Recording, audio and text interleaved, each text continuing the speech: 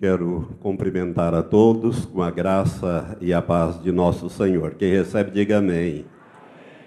Irmãos, nós estamos ministrando já há algum tempo sobre alguns estudos bíblicos que se referem à segunda vinda de Cristo. Quando Jesus voltar em poder e grande glória, e todo olho verá, a Bíblia diz isso, Apocalipse capítulo 1, verso 7, diz que todo olho verá em poder e grande glória, quando Jesus voltar, com a igreja, com os anjos. Você pode imaginar milhões de anjos, bilhões de anjos, eu não sei quantos, que o Senhor vai trazer aqui para a terra, né?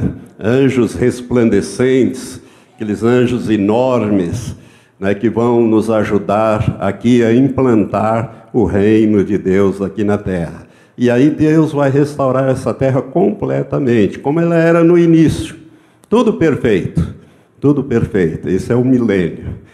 Mas hoje nós queremos prosseguir, ver se terminamos de falar sobre as duas testemunhas. Abra a sua Bíblia então, lá no final, livro do Apocalipse, capítulo 11. Vamos ler esses versículos de 1 a 14. Aqui nós temos as duas testemunhas. Nós estamos falando desde a última quinta-feira e com a graça de Deus queremos terminar hoje. Foi-me dada uma cana semelhante a uma vara, e foi-me dito assim: levanta-te, mede o santuário de Deus e o altar e os que nele adoram. Mas deixa o átrio que está fora do santuário e não o meças, porque foi dado aos gentios, isto é, aos estrangeiros, aos que não são judeus. E eles pisarão a cidade santa, que é Jerusalém, por 42 meses. E concederei às minhas duas testemunhas que, vestidas de saco, isto é, vestidas de pano de saco, profetizem por 1260 dias. Estas são as duas oliveiras e os dois candeeiros que estão diante do Senhor da terra. E se alguém lhes quiser fazer mal, das suas bocas sairá fogo e devorará os seus inimigos, pois se alguém lhes quiser fazer mal, importa que assim seja morto. Elas têm poder para fechar o céu para que não chova durante os dias da sua profecia, e têm poder sobre as águas para convertê-las em sangue e para ferir a terra com toda sorte de praga, quantas vezes quiserem. E quando acabarem o seu testemunho, a besta que sobe do abismo lhes fará guerra e as vencerá e as matará. E jazerão os seus corpos na praça da grande cidade, que espiritualmente se chama Sodoma e Egito, onde também o seu Senhor foi crucificado. Homens de vários povos e tribos e línguas e nações verão os seus corpos por 3 dias e meio, e não permitirão que sejam sepultados. E os que habitam sobre a face sobre a terra se regozijarão sobre eles e se alegrarão e mandarão presentes uns aos outros, porquanto estes dois profetas atormentaram os que habitam sobre a terra. E depois daqueles 3 dias e meio, o Espírito de vida, vindo de Deus, entrou neles, e puseram-se sobre os seus pés, e caiu grande temor sobre os que o viram. E ouviram uma grande voz do céu, que lhes dizia: subi para cá. E subiram ao céu em uma nuvem, e os seus inimigos os viram. E naquela hora houve um grande terremoto, e caiu a 10ª parte da cidade. E no terremoto foram mortos 7.000 homens, e os demais ficaram atemorizados e deram glória ao Deus do céu. É passado o segundo ai, eis que cedo vem o terceiro. Que Deus abençoe esta palavra ao nosso espírito. Amém?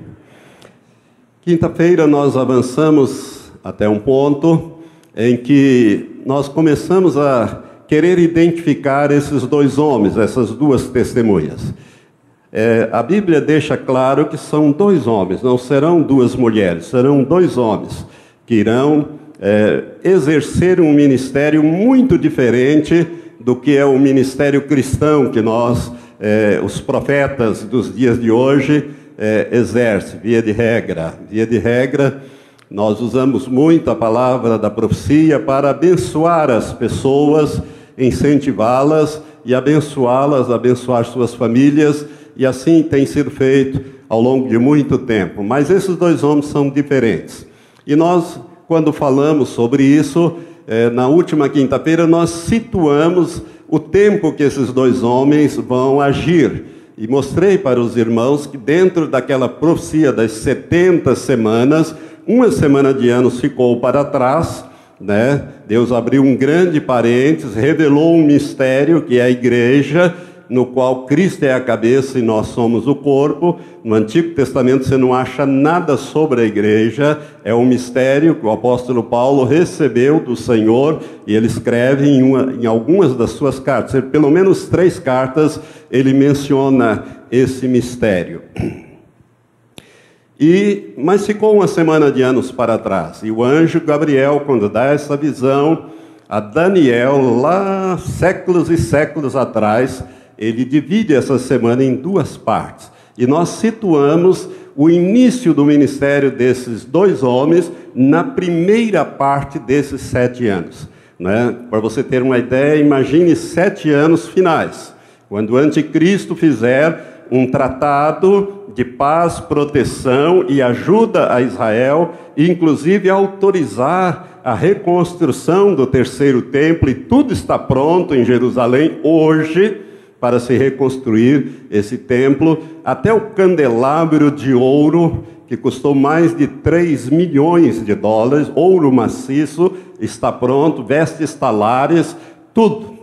Só tem um problema, ele tem que ser construído aonde estão aquelas mesquitas no Monte Moriá, a mesquita de Al-Aqsa, que em árabe significa o lugar mais distante, e a mesquita de Omar, ou o Domo da Rocha, ou a mesquita da cúpula dourada, que aparece muito nos filmes e nas fotografias. É ali que estava o templo de Salomão, o primeiro, e ali foi reconstruído o segundo, e será reconstruído o terceiro. O terceiro. Tudo está pronto para isso, não falta nada. As pedras foram trazidas, lavrados, encaixes, tudo está pronto, como foi feito o primeiro templo, nas medidas e tudo mais. Apenas tem que acontecer alguma coisa com aquelas mesquitas para que possa ser construído o 3º templo. E o anticristo vai autorizar, porque ele vai resolver esse problema da paz entre judeus e árabes. É ele quem vai resolver esta situação. Por isso é que ele vem num cavalo branco e ele então engana. Ele engana, é o espírito de engano que ele traz. Então esses dois homens vão começar a agir exatamente quando houver esse tratado de paz, que o anjo Gabriel diz que é para durar uma semana de anos, ou seja, 7 anos. Mas que na metade desse período, desses 7 anos, o próprio anticristo vai quebrar esse tratado. Então, nesses primeiros 3 anos e meio, é que essas 2 testemunhas vão agir. Eu creio que isso ficou bem claro na última ministração para os irmãos. Amém? Vocês se lembram bem? Amém. Então vamos prosseguir. Eu falei também que quando nós vamos identificar essas 2 testemunhas, aparecem coisas muito esquisitas. Se você for pesquisar, você vai ver, e eu falei sobre a interpretação dos teólogos adventistas baseados nos ensinos de Ellen Gold White, que é a fundadora dessa religião, de que as 2 testemunhas seriam o Antigo Testamento e o Novo Testamento. E mostrei que isso não é possível, que é um absurdo essa interpretação. E eu parto agora daqui para algumas outras colocações para os irmãos. Outros entendem, irmãos, que as 2 testemunhas seriam Enoque e Elias. Por quê? Porque nem Enoque e nem Elias provaram a morte física. A Bíblia é muito clara acerca de Enoque, que Enoque andou com Deus 300 anos, e desses 300 anos, no final, Enoque tinha 65 anos, quando ele gerou o primeiro filho, foi gerando a família dele, e nesses 300 anos que se seguiram, está lá em Gênesis capítulo 5, ele andou com Deus. Ele viveu só 365 anos, naquela época em que as pessoas viviam 800, 900, 950 anos. Adão, por exemplo, viveu 930 anos e morreu. Mas Enoque não morreu. A Bíblia diz que ele foi arrebatado. Deus o tomou para si. A tradução mais literal ali é arrebatado. O Senhor o levou, sem passar pela morte física. A mesma coisa aconteceu com o profeta Elias, o grande e poderoso profeta Elias, que subiu, né, num redemoinho e deixou cair a sua capa. Eliseu, seu sucessor, apanha aquela capa e a partir dali ele se torna o sucessor de Elias, e Deus vai operar através da vida de Eliseu. E Elias subiu ao céu num redemoinho, uma carruagem de fogo com cavalos de fogo. Não tinha outra linguagem para descrever esse acontecimento. A quem estava escrevendo pareceu que era uma carruagem de fogo, uma coisa diferente, com cavalos de fogo, e ele então foi tomado. Então, por causa disso, muitos teólogos entendem que seria Enoque e Elias, essas duas testemunhas. Entretanto, nós entendemos que não. Enoque e Elias, irmãos, são tipos, ou arquétipos, tipos dos que vão ser arrebatados. Eles representam. Veja bem, quando Enoque e também Elias foram levados, eles não foram levados na mortalidade. Eles passaram pela imortalidade, assim como aqueles que serão arrebatados serão, num abrir e fechar de olhos, transformados. Num abrir e fechar de olhos, como diz a Bíblia. Seus corpos mudarão completamente. Esse corpo atômico, nosso, formado por átomos, ele será modificado na sua estrutura e nós receberemos um corpo semelhante ao corpo que Jesus tinha quando ele ressuscitou, que passava pelas paredes, as portas fechadas, ele aparecia e desaparecia, um corpo que vai se deslocar nas dimensões espirituais, como nas dimensões físicas, sem nenhum problema mais, sem nenhuma limitação de tempo e de espaço. Então, quando Enoque e Elias foram levados, eles entraram na imortalidade. Eles não foram na mortalidade, porque a Bíblia diz que carne e sangue, que é a vida física, não herda o reino de Deus. E se tivessem sido levados assim, Enoque já tinha morrido há muitos séculos, porque quantos séculos faz que Enoque foi para o céu? Né? Que ele foi arrebatado, e Elias também. Já teriam morrido. Porque se estivesse no corpo físico, o corpo físico tem limitação de tempo, né? Tem uma sentença de morte. Então Deus o transformou. Agora Deus não vai mortalizá-los, vamos dizer assim, para mandar eles de volta para cá, né? E eles não vão reencarnar, como querem os espíritas. Isso não tem base bíblica nenhuma. Portanto, não são nem Enoque e nem Elias. Outros dizem e afirmam que essas duas testemunhas seriam Moisés e Arão, que foram os dois homens que Deus usou para tirar o povo de Israel do Egito, conduzi-los até a terra prometida. Mas nós sabemos que também não pode ser, porque tanto Enoque como Arão provaram a morte física, morreram. E a Bíblia diz que ao homem está ordenado morrer quantas vezes? Uma só vez. Vindo depois o juízo. Não vem reencarnação, não vem retorno. Então não pode ser nem Moisés e nem Arão. Irmãos, na verdade, e aqui eu quero entrar num ensino mais sério com os irmãos, na verdade, são dois homens que nasceram nos tempos atuais. Por quê? Se eu creio, pelo menos, não sei se você também crê, e percebe isso, que nós somos a última geração. a geração que viu a figueira brotar, a geração que está vendo o cumprimento de todos os sinais e profecias que a Bíblia menciona, que Jesus mencionou e que outros lugares da Bíblia mencionam, como multiplicar da ciência e tudo mais. A Bíblia diz que há uma geração que não vai passar. Ela vai ser a geração que vai encerrar esse período de governo do homem sobre a terra, quando Jesus voltar. Então eu creio que nós somos a última geração, né? E se nós somos a última geração, esses dois homens têm que aparecer na última geração, porque esta geração vai se encerrar com a batalha do Armagedom e a implantação do reino de Deus visivelmente aqui na terra. Por isso que Jesus nos ensinou na oração do Pai Nosso a orar: venha o teu reino, venha o teu reino, seja feita a tua vontade, aqui na terra, como ela é feita no céu. No céu, a vontade de Deus é plenamente feita, não tem demônio, tem capeta, tem diabo lá para perturbar, né? Lá, então, a vontade de Deus é plena, mas aqui não, aqui é diferente.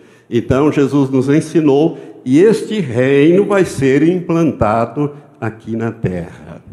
Isso vai acontecer no final desses 7 anos, que é a última semana de anos proféticos. Então, as duas testemunhas serão 2 homens, presta bem atenção nisso, serão 2 homens que terão ministérios semelhantes aos ministérios que tiveram Moisés e Elias. Moisés e Elias. Mas não são Moisés nem Elias. Nem Moisés vai ressuscitar, nem Moisés vai reencarnar, e menos ainda o Elias para virem aqui ser as duas testemunhas. A indicação da Bíblia deixa isto muito claro. Quer ver? Vamos aos versos 5 e 6 desse texto. E diz assim, falando dessas duas testemunhas, do ministério que elas vão exercer: e se alguém lhes quiser fazer mal, das suas bocas sairá fogo e devorará os seus inimigos. Pois se alguém lhes quiser fazer mal, importa que assim seja morto. Quem foi o homem na Bíblia que fazia descer fogo do céu em cima dos seus inimigos? A Bíblia é muito clara que foi o profeta Elias. Se você olhar no 2º livro dos Reis, no capítulo 1, a partir do verso 9, você vai ver um episódio em que Elias faz exatamente isso. O rei Acasias ficou doente, sofreu um acidente e mandou os seus cupinchas lá, os seus embaixadores, perguntar a Baal-zebub se ele ia morrer ou se ele ia viver. Elias, com a direção de Deus, Elias antecede a esses homens e diz: olha, será que não tem Deus em Israel para se consultar? Tem que ir lá consultar um Deus estranho, o Deus dos Ecrons, a Baal-zebub? Vai e volta e diga para o rei que ele vai morrer. Ele não vai sarar desse acidente. E os mensageiros voltaram logo e o rei ficou: mas espera aí, vocês já voltaram? Por quê? Ele disse: não, nós encontramos um homem esquisito, com a roupa meio esquisita, que mais ou menos assim, que disse que o senhor vai morrer, que o senhor não vai sarar não. Ele disse: é Elias, o profeta. Chamou um capitão de 50 com seus 50 soldados e disse: vai lá, aonde o Elias está, ele fica lá no Monte Carmelo, vai lá e traz ele aqui, que eu quero conversar com ele acerca desse assunto. E o capitão veio com seus 50, o relato está ali nesse texto que eu citei, né? E esse capitão chega diante do profeta Elias. Elias estava no cume do Monte Carmelo, ele mais embaixo, e ele diz: homem de Deus, o rei diz, desce depressa. A resposta de Elias foi essa: se eu sou homem de Deus, desça fogo do céu e consuma a ti e os teus 50. Imediatamente desceu fogo e fulminou aqueles 51 homens. Não veio a resposta, demorou, o rei mandou outro capitão com seus 50. E aconteceu a mesma coisa. Não vi também a resposta, o Elias não apareceu, os soldados também não. Ele mandou um terceiro pelotão, com os seus 50 e o seu capitão. E esse último teve muito bom senso, olhando para aqueles cadáveres tudo fulminados, de 102 homens, ele se ajoelhou diante de Elias e disse: homem de Deus, seja preciosa a minha vida aos teus olhos, como a vida desses 50 homens que comigo estão. Mas o rei diz: é para o senhor vir. Aí o anjo disse: pode ir com eles, não tenha medo. E ele foi. Mas foi quando então Elias desceu fogo, fez descer. E é interessante a linguagem dele. Ele disse: se eu sou homem de Deus, desça fogo do céu e consuma a ti e os teus 50. Mas Elias não foi só nesse episódio. Naquele outro episódio, está lá no capítulo 18, se não me engano, de 1 Reis, você vai ver que são reunidos ali os profetas de Baal e o profeta Elias. E ali 2 holocaustos são preparados, sobre eles jogado bastante água, e os profetas de Baal ficam lá se retalhando e invocando Baal para responder com fogo em cima daqueles holocaustos, e nada acontece. Mas quando Elias, às 3 horas da tarde, né, e não chovia em Israel nessa época, então ele disse: Senhor, manda fogo sobre esses holocaustos para que esse povo saiba que só o Senhor é Deus, e que eu fiz isso a mando do Senhor. Imediatamente o fogo desceu, consumiu o holocausto, queimou, destruiu as pedras aonde estava, lambeu a água que estava nos regos, e o povo então disse: só o Senhor é Deus. Caiu de joelho e só o Senhor é Deus. Então Elias era o homem que fazia descer fogo. Esses 2 profetas, pelo menos um deles, vai ter um ministério semelhante ao de Elias. Veja bem, aqui diz que se os inimigos quiserem atentar contra ele, vão morrer fulminados. Eu quero dizer para você que vai ter uma mortandade, e a Bíblia fala que é uma coisa terrível. Então um desses homens terá um ministério semelhante ao que teve o profeta Elias. O outro terá o ministério semelhante ao que teve Moisés. Porque no verso 6 diz assim: eles têm poder para fechar o céu, para que não chova durante os dias da sua profecia. Elias também fez isso. E tem poder sobre as águas para convertê-las em sangue e para ferir a terra com toda sorte de praga, quantas vezes quiserem. Então, na Bíblia, o único homem que converteu água em sangue foi Moisés, lá no Egito. Foi a primeira das pragas que foram lançadas sobre o Egito. Então Moisés tocou com o cajado, mandou que Arão tocasse, que era o seu auxiliar, e as águas se transformaram em sangue. Águas do rio Nilo. Você pode imaginar esse caudaloso rio, transformou tudo em sangue, e de 7 dias não vai ter água, né? E o pessoal teve que cavar novos poços para conseguir um pouco de água para beber. Então, por isso, irmãos, é que eles são identificados como os 2 profetas que terão ministérios semelhantes, mas não serão Moisés nem Elias. Não há volta, como querem os espíritas. Eles querem usar esses textos para dizer que Moisés e Elias vão reencarnar, e aí dar base à doutrina da reencarnação, para exercer esse ministério e depois morrer. Não. A Bíblia deixa claro que quem morre uma vez não retorna para cá. Por isso não precisa ter medo de assombração, viu? Tem muita gente que tem medo dessas coisas. Não tenha medo, porque não volta. Ao homem está ordenado, decretado morrer apenas uma vez, vindo depois disso o juízo. Não é reencarnação. Amém? Então esses 2 homens terão ministérios semelhantes. E se você olhar para a Bíblia, você vai ver que tanto Moisés como Elias não terminaram os seus ministérios terrenos. Eles morreram antes. O Elias foi arrebatado e o Moisés morreu. Se você olhar para o ministério deles, você vai ver isso. No certo dia, o povo está lá naquele deserto, você pode imaginar, naquele calor, né, com falta de água, cerca de 3 bilhões de pessoas, e Deus disse para Moisés e para Arão: fala a rocha, e ela vai dar água. Moisés estava tão irado, tão nervoso com aquela situação, aquela opressão, aquela coisa em cima dele, que ao invés de falar com a rocha, como ele na primeira vez Deus disse, fere a rocha e ela vai dar água. Mas na segunda vez Deus diz, fala com a rocha e ela dará água. Ao invés de ele fazer como Deus mandou, ele pegou o cajado dele e feriu, né, a rocha. E a Bíblia diz que a rocha era Cristo, que não pode ser ferido duas vezes. Não vai ter um segundo sacrifício de Jesus. Né? 1 Coríntios capítulo 10 diz que a rocha era Cristo. Então, veja bem, Moisés, por causa disso, Deus disse, você não creu, você não acreditou e não me obedeceu, você não vai entrar na terra prometida. Você vai ver a terra, mas não entra nela. Irmãos, aquele que lidera, por isso que a Bíblia diz, a quem muito é dado, muito ser-lhe-á exigido. O líder tem que tomar muito cuidado, porque tem um dobrado juízo sobre ele quando ele erra.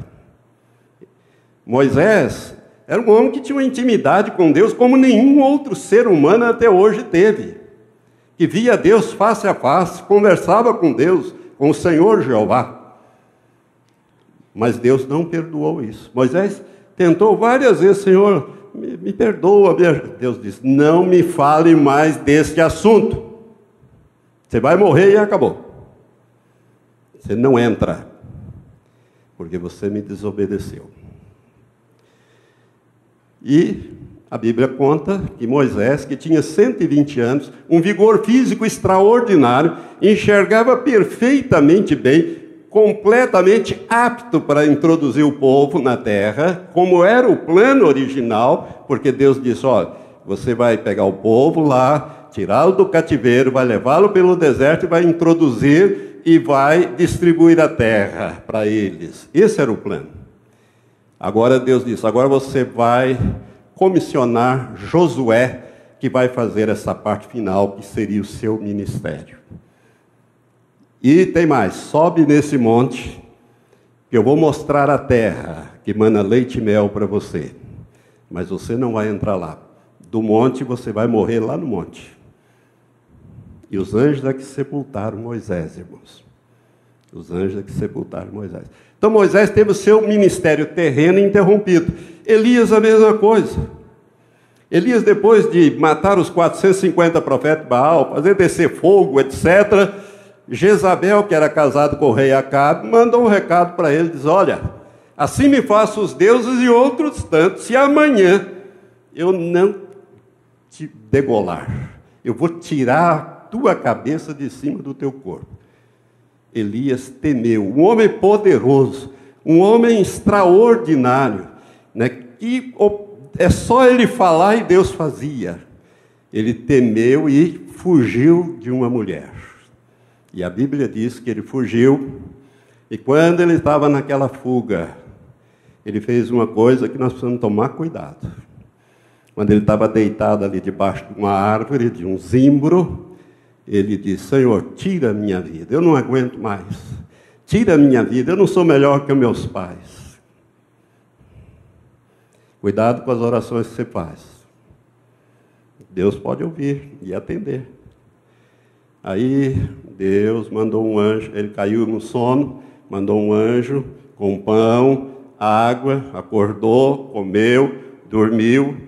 Mais um período, não sei quantas horas, lá vem o anjo outra vez, acordou, mais pão, mais água, e a Bíblia diz que com a força daquela comida ele caminhou 40 dias até o Monte Horebe, que é o Monte Sinai, no extremo sul da península do Sinai. Eu estive nesse monte, eu subi esse monte, aonde Deus deu os 10 mandamentos a Moisés. E ali, ele passou a noite.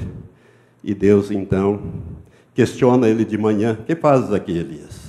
Ele disse, mataram os teus profetas, derrubaram os teus altares, só eu fiquei, já querem me tirar a vida, né?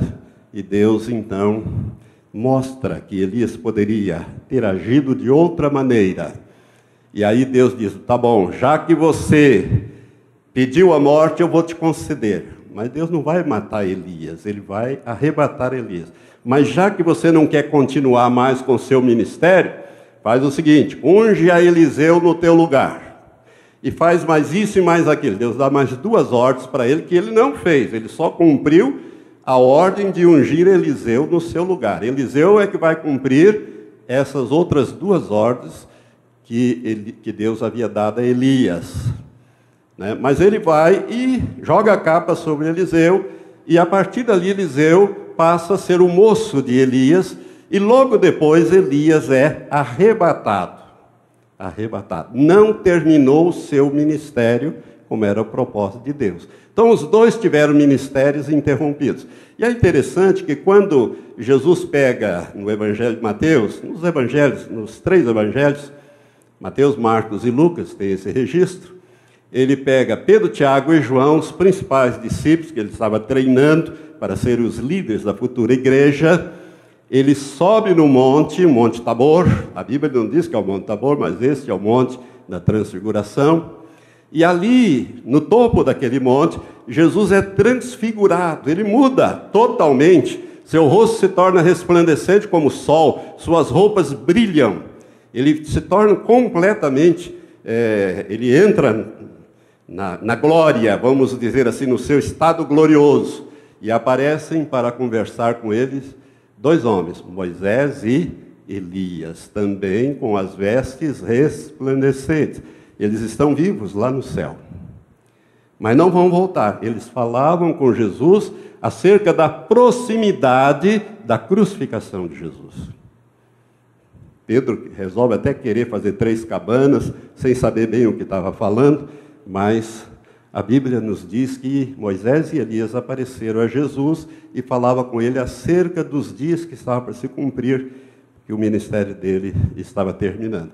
Portanto, irmãos, são 2 homens que têm ministérios semelhantes ao ministério que teve Moisés e ao ministério que teve Elias, mas não são nem Moisés e nem Elias. Amém? Você entendeu bem? Agora, vamos ver o que essas 2 testemunhas vão fazer. O verso 6 diz assim: Elas têm poder para fechar o céu, para que não chova durante os dias da sua profecia. Irmão, você já pense um pouco. São Paulo está sofrendo aí, sem água, dá um chuvisco de vez em quando, e a coisa está ficando difícil, e a capital está sendo ameaçada. É possível que aqueles milhões de pessoas que moram lá tenham que mudar para o interior. Há esse risco, já calcular esse risco. Agora imagine esses homens se resolverem fechar o céu sobre o Brasil durante 3 anos e meio, porque durante esse período, se eles disserem sobre o Brasil não chove uma gota, Deus não vai deixar cair uma gota sobre o território do Brasil. Imagine vocês, eu acho que vai ter água só no Amazonas, o Paraná seca. Como é que vai ser? Irmãos, o poder que esses 2 homens têm é o poder de Deus. Eles vão operar o poder de Deus sobre a terra. Como Elias fez, e não choveu uma gota sobre o reino de Israel durante 3 anos, e só choveu quando ele disse: eu vou clamar a Deus e vou pedir que ele mande chuva, e ele vai mandar chuva. Tanto que ele disse para o rei Acabe: olha, come, bebe e aparelha e vai para casa no seu carro, porque vem um aguaceiro aí. Mas não havia nuvem nenhuma no céu, não chovia 3 anos. Os animais tinham morrido, né? A agricultura estava uma desgraça, as pessoas estavam passando fome por causa da palavra de Elias. E ele era tido como o perturbador de Israel. É mais ou menos isso que as 2 testemunhas vão fazer. Então, irmãos, veja bem o poder que esses homens vão ter. Eles podem fechar o céu sobre qualquer ponto do globo. Eles não chove em tal área Deus não deixará chover. E diz aqui: para que não chova durante os dias da sua profecia, que são 3 anos e meio, e tem poder sobre as águas para convertê-las em sangue. Você já pensou, irmão? se resolve esses dois lá, não chover sobre o Brasil e converter as águas do Brasil em sangue, como é que fica? Morremos todo mundo. Quem é que vive sem água? Ninguém. Eles podem fazer isso se quiserem fazer. E vão fazer. Não estou dizendo que vão fazer sobre o Brasil, né? Mas vão fazer. Você quer estar aqui para ver? Não? Eu vou dizer uma coisa para você. Deus vai tirar muito crente que já está preparado, Ele vai levar. Antes dessas coisas começarem a se pipocar na face da terra. Mas tem gente que é muito agarrada à vida física, né? Se você perguntasse assim, fulano, você quer ir para o céu? Quero. Você quer então morrer? Eu vou orar para você morrer. Não quero morrer, não. Eu quero ir para o céu, mas não quero morrer. É mais ou menos, eu quero ir como Enoque foi, como Elias foi, ou seja, no arrebatamento, assim, instantaneamente, né, transformado, sem passar pela morte física. É assim que nós queremos. Mas, irmãos, no dia 31 eu fiz uma pregação sobre as bem-aventuranças do livro do Apocalipse, e uma delas é: bem-aventurados os mortos que desde agora morrem no Senhor, para que descansem e as suas obras os acompanhem.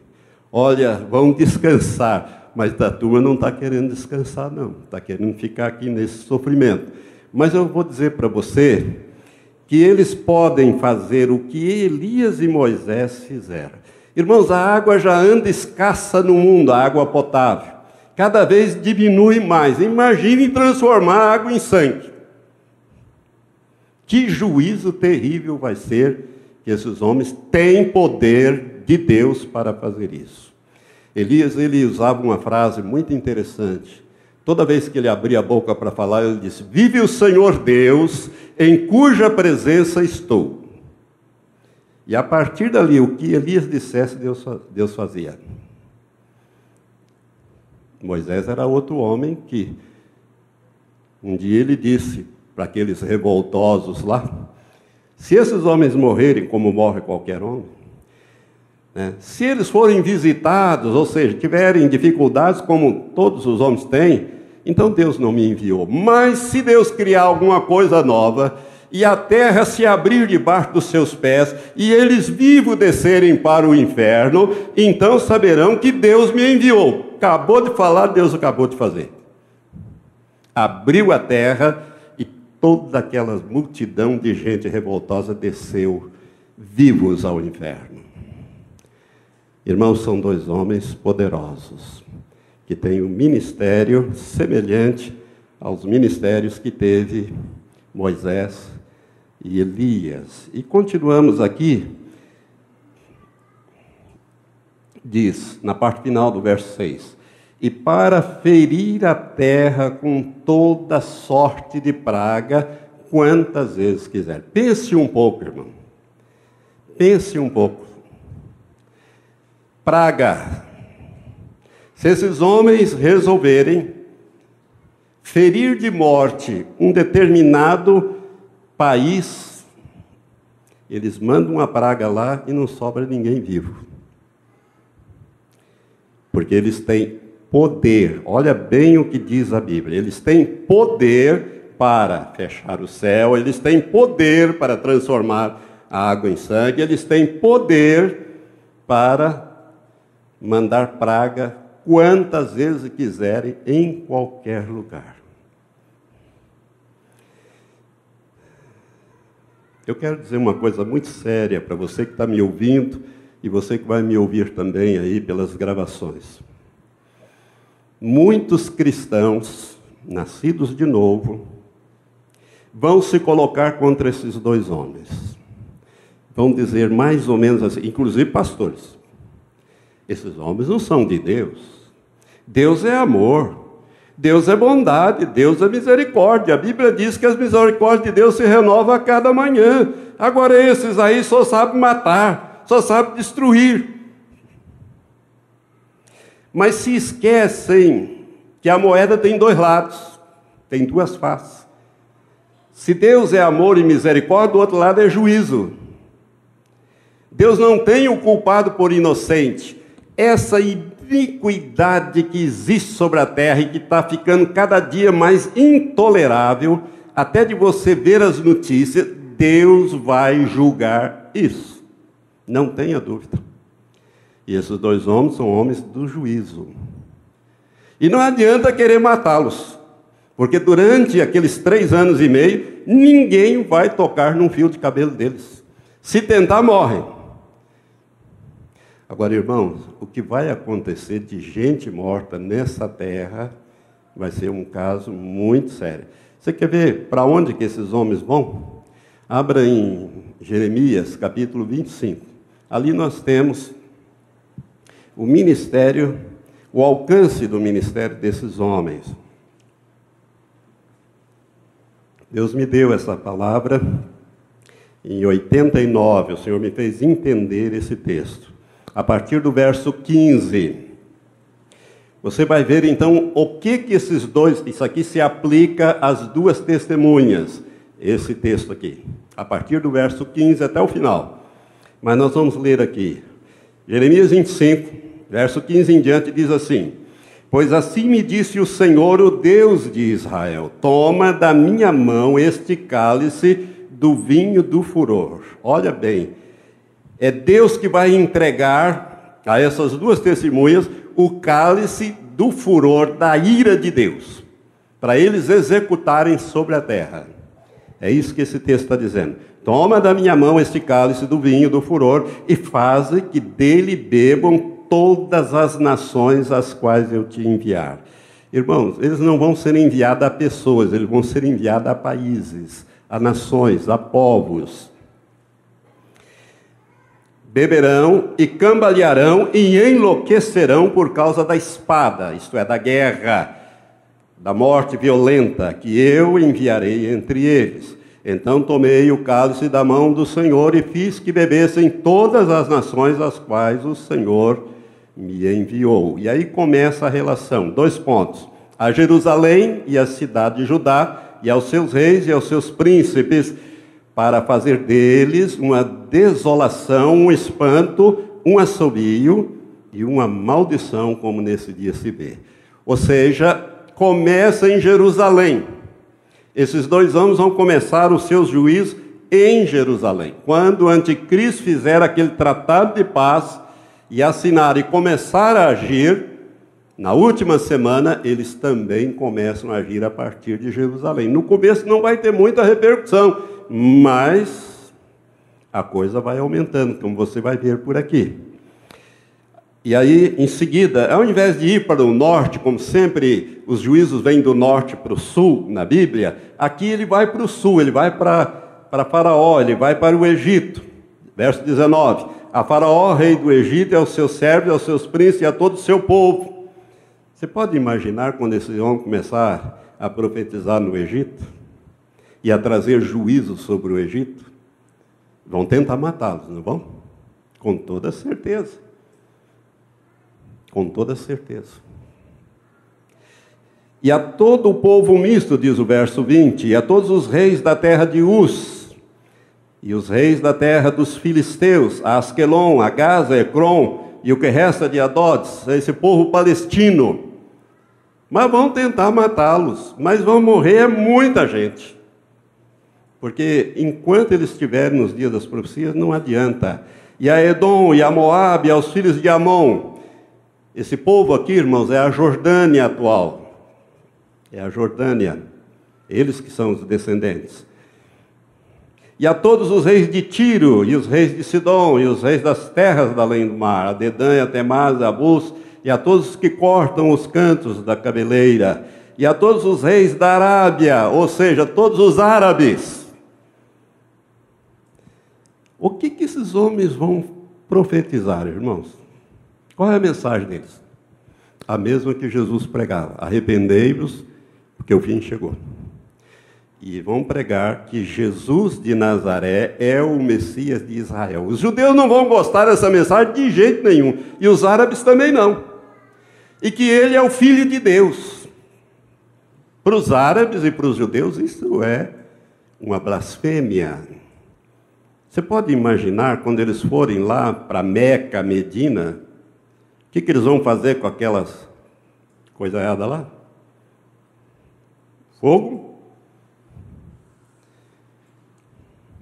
Irmão, vai ser uma coisa terrível. Juízos sérios.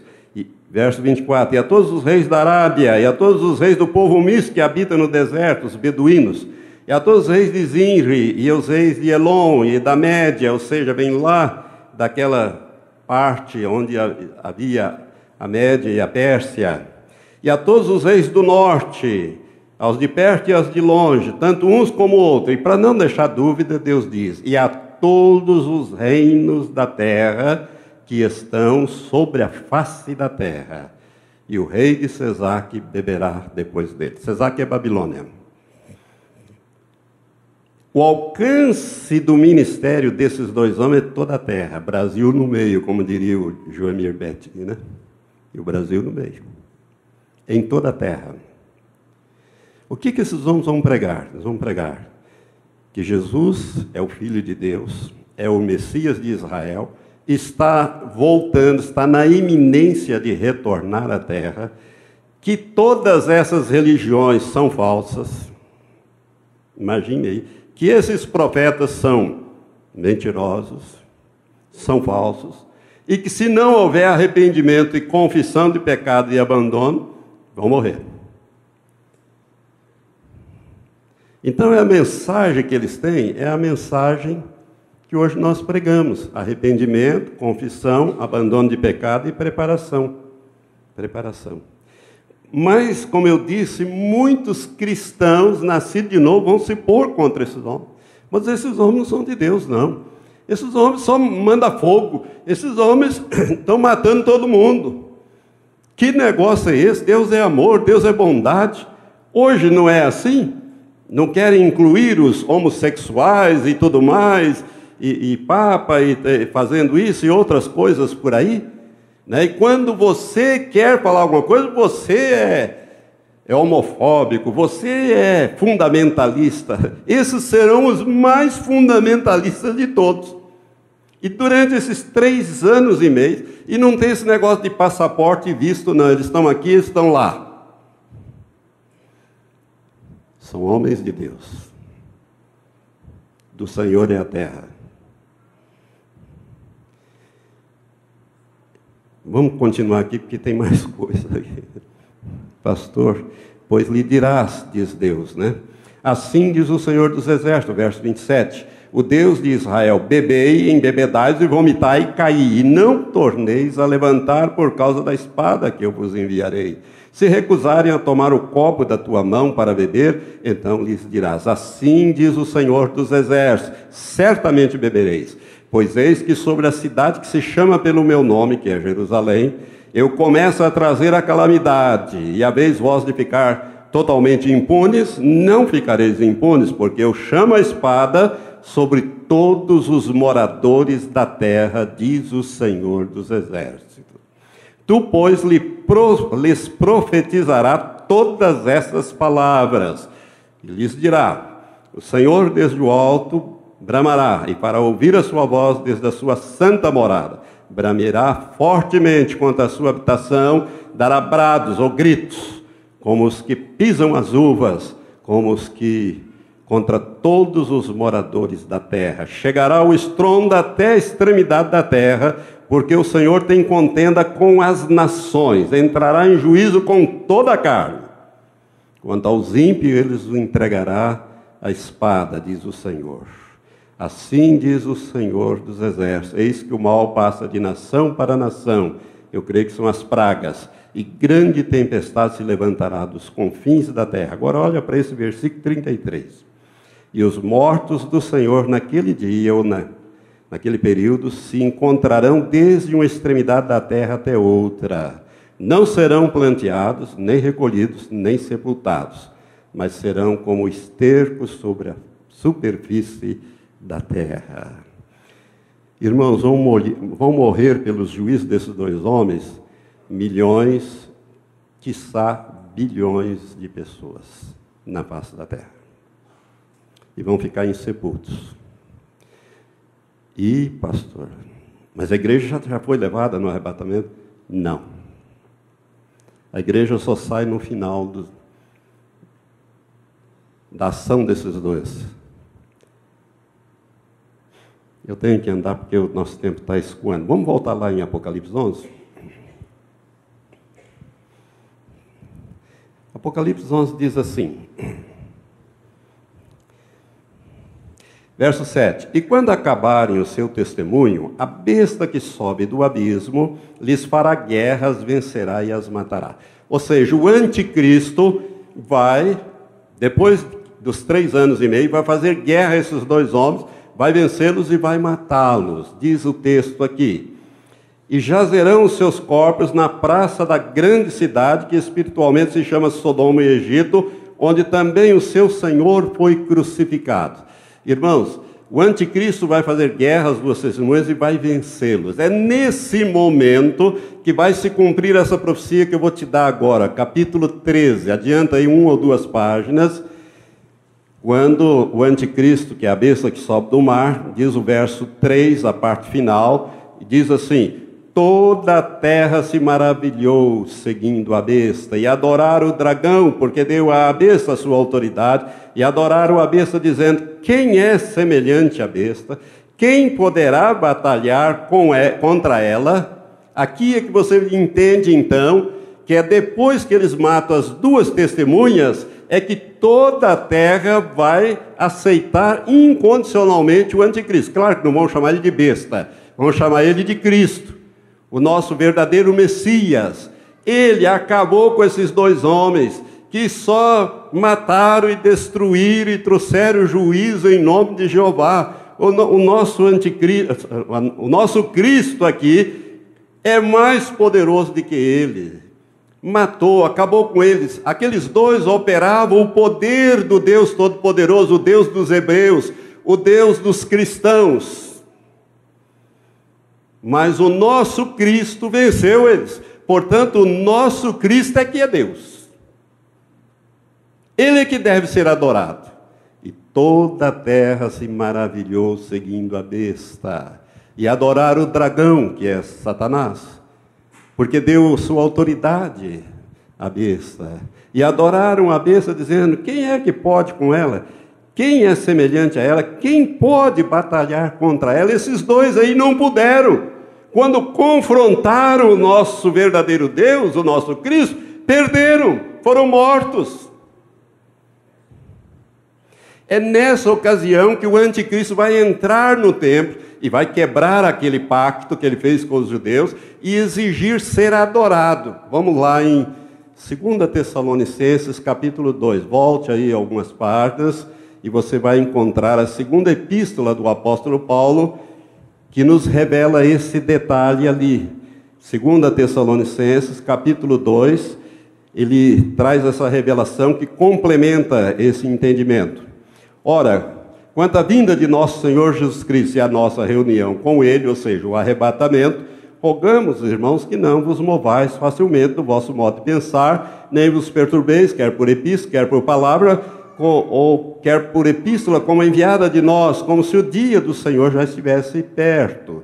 Ninguém de modo algum vos engane, porque isto, ou seja, a vinda de nosso Senhor Jesus Cristo e a nossa reunião com Ele, isto não sucederá sem que venha primeiro a apostasia e seja revelado o homem do pecado, o filho da perdição, aquele que se opõe e se levanta contra tudo que se chama Deus ou é objeto de adoração, de sorte que se assenta no santuário de Deus, apresentando-se como Deus. Terceiro templo reconstruído, ele vai entrar e vai exigir ser adorado. Se você for para o sermão profético de Jesus, de Mateus capítulo 24, a partir do verso 15, Jesus fala da grande tribulação. E ele diz, olha, quando vocês virem estar no lugar santo, a abominação da desolação, predita pelo profeta Daniel, que é o anticristo, querendo ser adorado como Deus, então fuja para os montes. Quem estiver no campo, não volta. Quem estiver no telhado, não desça. Fuja com a roupa do corpo. Porque vai haver uma grande tribulação como nunca houve desde que há homens sobre a terra. Que ela começa lá em Jerusalém. Até chegar no Brasil, dá um tempo de você comprar, você que vai ficar para trás, comprar umas caixas, uns pacotes de fósforo, uma boa espingarda, munição, sal, açúcar, e cair nesse mato, porque você vai ser caçado. Não tenha dúvida disso. E se for pego, será sacrificado, será degolado. Se não aceitar a marca da besta na mão ou na testa. Porque a partir dali vai ocorrer o arrebatamento e ele vai implantar o seu governo à força. Ele vai entrar no santuário e vai exigir adoração. É ali que começa, então, o segundo período, que é chamada Grande Tribulação. Quando ele destruir as duas testemunhas, quando ele matar as duas testemunhas. E é interessante, irmãos, que o texto da Bíblia, vamos voltar lá em capítulo 11 de Apocalipse, o texto diz assim, acerca das duas testemunhas: e jazerão os seus corpos, diz o verso 8, na praça da grande cidade que espiritualmente se chama Sodoma e Egito, então é Jerusalém, onde também o seu Senhor foi crucificado. Esse também aqui, essa palavrinha também, dá a impressão de que as duas testemunhas serão crucificadas. Porque Jesus também foi crucificado, e eles também seriam crucificados. E tem mais uma coisa, no final do ministério de Jesus, Jesus começou a dizer, olha, eu vou morrer, eu vou ser crucificado, mas no terceiro dia eu vou ressuscitar, e depois eu vou subir para o céu, etc. Ele começou a falar isso. E as duas testemunhas vão falar a mesma coisa. Porque as duas testemunhas, irmão, têm um ministério semelhante ao de Jesus também. Jesus pregou 3 anos e meio, eles vão profetizar 3 anos e meio. Durante o período que Jesus pregou, ninguém podia tocar a mão nele. Ele dizia, não é chegada a minha hora. Tentaram matá-lo várias vezes, mas ele disse, não é chegada a minha hora. Com esses dois, a mesma coisa. Jesus morreu crucificado, mas ele ressuscitou o terceiro dia. Esses vão morrer e vão ressuscitar. E a Bíblia diz aqui que Pilatos, ou seja, as pessoas não vão, o anticristo não vai cometer o mesmo erro de Pilatos, e mesmo a população não vai deixar. Ou seja, eles disseram que vão ressuscitar, vão subir ao céu, não deixe enterrar, deixa apodrecer aí da praça. Irmãos, aqui nós temos uma tecnologia e todos os povos vão ver. Até a invenção dos satélites era impossível. Ver instantaneamente, olha aqui, e jazerão seus corpos, né? Na praça da grande cidade, que espiritualmente, onde foi seu Senhor crucificado, e homens de vários povos e tribos, línguas, nações, verão os seus corpos por 3 dias e meio, e não permitirão que eles sejam sepultados. Com os satélites hoje, a CNN, a Rede Globo, essa turma toda aí vai estar lá. E todo mundo vai ver. E vai ser uma festa, vai ser um Natal, vão trocar presentes, vai ser uma alegria em toda a terra, porque a besta acabou com esse daqui que estava acabando com todo mundo. Você está vendo como o mundo vai ficar totalmente contra ele? Agora preste atenção, irmão. Não se coloque contra um homem de Deus, porque você vai colocar-se contra Deus que o comissionou. Cuidado, cuidado, senão você vai de embrulho nisso. Por isso eu estou dando essa palavra. É só por esse motivo. Porque eu creio que nós vamos ver esse homem. Para mim, eles já estão sobre a terra. E muito brevemente nós vamos ver essas coisas. Cuidado. Não se coloque contra esses 2 homens. De jeito nenhum. Faça o que fizer, aconteça o que quiser. E aqui, irmãos, vai se aplicar também o Salmo 91. 1000 cairão ao teu lado, 10.000 à tua direita, mas tu não serás atingido. Nenhuma praga chegará à tua tenda. Eles mandam uma praga sobre o Brasil e você invoca o nome do Senhor e o Senhor diz, aqui não. Esse é meu escolhido. Esse aqui não pega nele. Vai matar o ímpio. 1000 cairão ao teu lado, 10.000 à tua direita, você não vai ser atingido. Somente com os teus olhos olharás e verás a recompensa dos ímpios. Porquanto fizeste do Senhor o teu refúgio, do Altíssimo a tua habitação, nenhum mal te sucederá, nenhuma praga chegará à tua tenda. Então, se você ficar, como tudo indica que nesse período nós não precisamos temer as duas testemunhas, nem os juízes de Deus. Por quê? Porque Deus faz diferença entre aquele que o serve e aquele que não o serve. Se você for em Malaquias, capítulo 3 e 4, final ali, Deus disse, olha, eu vou trazer juízo sobre a terra e vocês vão ver a diferença que eu faço entre aquele que me serve e aquele que não me serve, entre aquele que me teme e aquele que não me teme. Vou fazer outra vez. Por quê? Porque Deus já fez uma vez lá no Egito.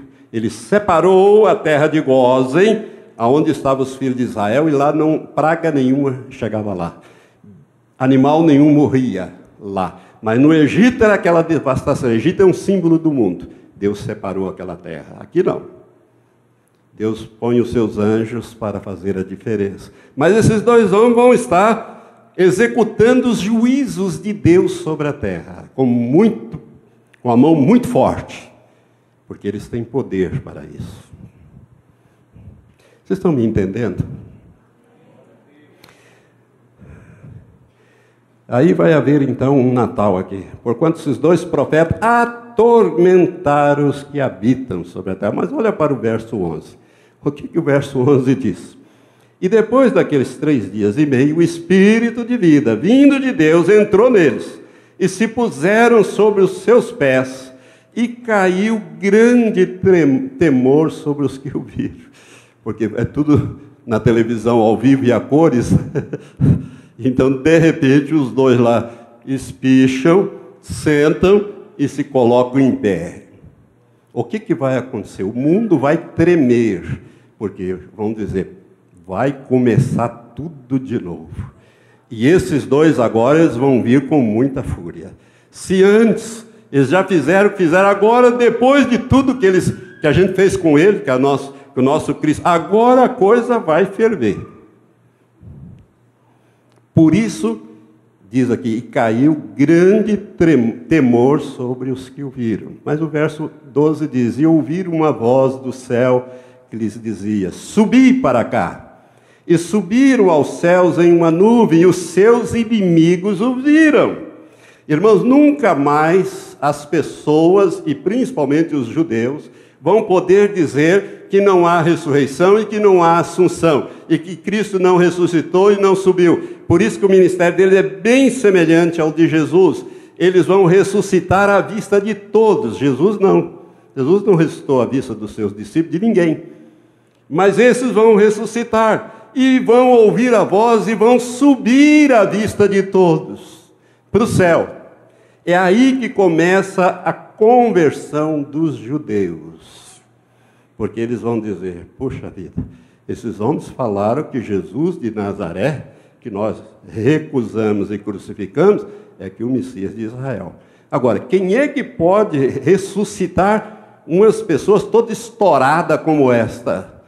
Recompô-los, saudáveis, perfeitos, e subir lentamente aos nossos olhos. Só o Senhor Jeová. Então esses homens são de Deus. O que eles pregaram mesmo? O que é? É Jesus, é o Filho de Deus, que eu tenho que me converter, eu tenho que me arrepender. Olha bem o que acontece aí no verso. E naquela hora, diz o verso, e ouviram uma grande voz de subir para cá. Verso 13. E naquela hora houve um grande terremoto e caiu a 10ª parte da cidade. No terremoto foram mortos 7.000 homens, e os demais ficaram atemorizados e deram glória ao Deus do céu. Aqui começa, no meu entender, a conversão em massa do povo de Israel. Irmãos, e o que vem em seguida? O verso 15 diz que foi tocada a 7ª e última trombeta. Não tem mais trombeta na Bíblia. Não tem mais trombeta no livro de Apocalipse, que encerra a Bíblia. E a igreja vai subir quando? Ao som da última trombeta. 1 Coríntios 15, versos 50 a 52. O apóstolo Paulo traz essa revelação. né? Ao som da última trombeta, os que morreram em Cristo ressuscitarão primeiro, e nós, os que estivermos vivos, seremos transformados num momento, num átomo de tempo, num abrir e fechar de olhos, num piscar de olhos, ao som da última trombeta. As duas testemunhas são um tipo, um protótipo, um arquétipo do arrebatamento da igreja. Ela sobe, as trombetas soam e a igreja também é levada.